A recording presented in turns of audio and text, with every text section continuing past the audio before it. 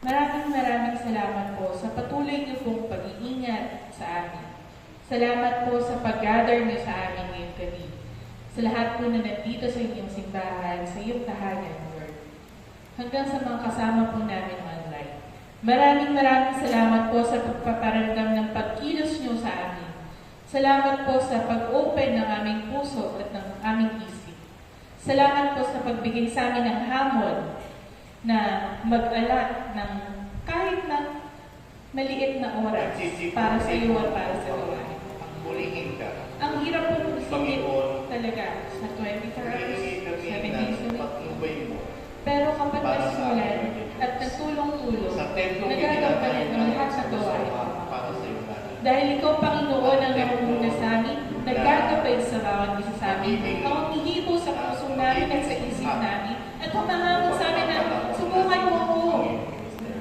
Subukan mo ako, anak, na bigyan mo ako ng isang oras, 30 minutes.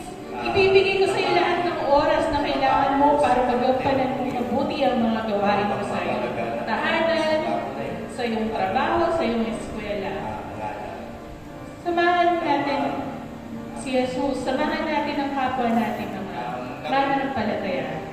At tayo magtulong-tulong na maglingkod. Salamat po sa mga hamon na ito. Mahirap po, lalo na po meron kaming mga pinaghahanda mga gawain sa simbahan. Katulad po ng 120 years na anniversary.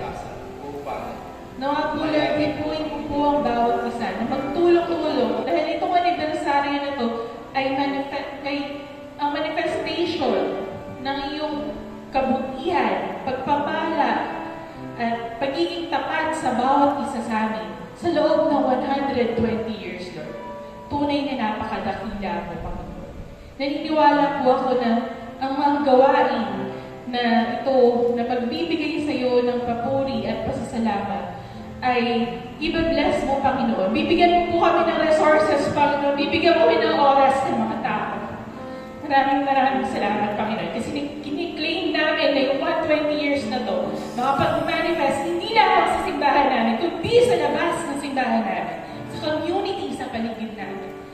At madala, ulit, dito, kasama mo, makasama mo, lahat ng mga naging parte ng simbahan na ito, Panginoon.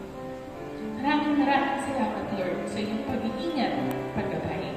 Hawakan mo po ang bawat isa sa amin, Panginoon. Ikaw po kumatok sa puso ng bawat isa sa amin, Panginoon. Dahil hindi kami makakatanggi sa iyo.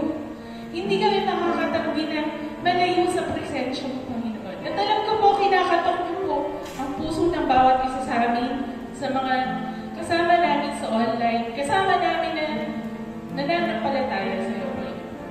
Maraming salamat, Lord, sa pag-iingat mo sa amin.